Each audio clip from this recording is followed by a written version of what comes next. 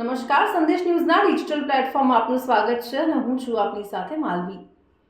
PM કિસાન યોજનાના લાભાર્થીઓને farmer registry કરાવવું ખૂબ જ જરૂરી છે, કારણ કે એની છેલ્લી તારીખ છે 15 ડિસેમ્બર।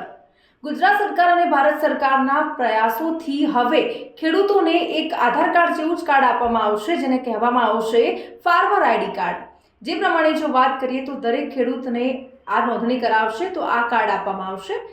પીએમ કિસાન યોજના અંતર્ગત ખેડૂત નોંધણી કરાવવી ખૂબ જ જરૂરી છે। આમ તો 15 ઓક્ટોબરથી આ ખેડૂત નોંધણીની શરૂઆત કરી દેવામાં આવી છે, પરંતુ હવે 4 જ દિવસનો સમય બાકી છે, એટલે કે તમે 15 ડિસેમ્બર સુધી આ નોંધણી કરાવી શકો છો।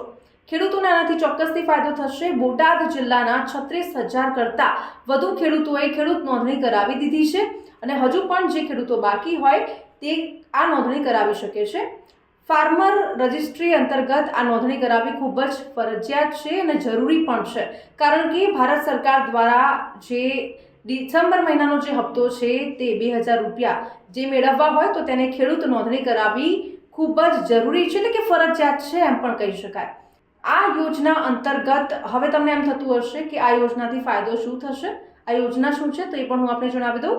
ભારત સરકારે આજે પીએમ કિસાન યોજના શરૂ કરી છે, એ અંતર્ગત ખેડૂતોને આ જે યોજના છે એનો લાભ મળી રહેશે। 6,000 રૂપિયા દર વર્ષે જે હપ્તા છે 3 સમાન હપ્તામાં 6,000 રૂપિયા ખેડૂતોને ચૂકવવામાં આવશે।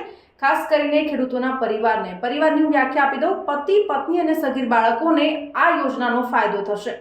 આનો સીધો જે પૈસા છે, એટલે કે જે ભંડોળ છે, એ લાભાર્થીના બેંક એકાઉન્ટમાં જમા કરવામાં આવશે। તો આ યોજનાથી ખેડૂતોને ફાયદો થશે, આર્થિક સહાય મળી રહેશે।